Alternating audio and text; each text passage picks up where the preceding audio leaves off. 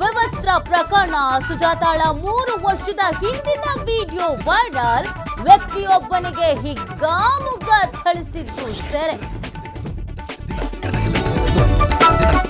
ವ್ಯವಸ್ಥಾ ಪ್ರಕರಣ ಸಂಬಂಧ ಕೇಶವಪುರ ಇನ್ಸ್ಪೆಕ್ಟರ್ ತಲೆ ದಂಡ.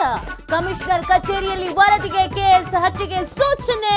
ಇತ್ತ ಘಟನೆ ಖಂಡಿಸಿ ರಾಜ್ಯದಾದ್ಯಂತ ಬಿಜೆಪಿ ಪ್ರತಿಭಟನೆ. ಮನ್ರೇಗಾ ಯೋಜನೆ ಹೆಸರು ಬದಲಾವಣೆ ವಿರುದ್ಧ ಹೋರಾಟ. ಜನವರಿ 10ರಿಂದ ನಿರಂತರ ಹೋರಾಟಕ್ಕೆ ಹೈಕಮಾಂಡ್ ಸೂಚನೆ. 2 ದಿನ ವಿಶೇಷ ಅಧಿವೇಶನ ಕರೆಯುವುದಕ್ಕೆ ನಿರ್ಧಾರ. ಕೋಗಿಲು ಲೇಔಟ್ ಸಂತ್ರಸ್ತರಿಗೆ ಮನೆ ಹಂಚಿಕೆ. 167 ಕುಟುಂಬದ ಪೈಕಿ 75ಕ್ಕೆ ಮಾತ್ರ ವಿತರಣೆ. ವಸತಿ ಇಲಾಖೆಯಿಂದ ಹಕ್ಕು ಪತ್ರ ಹಂಚಿಕೆ.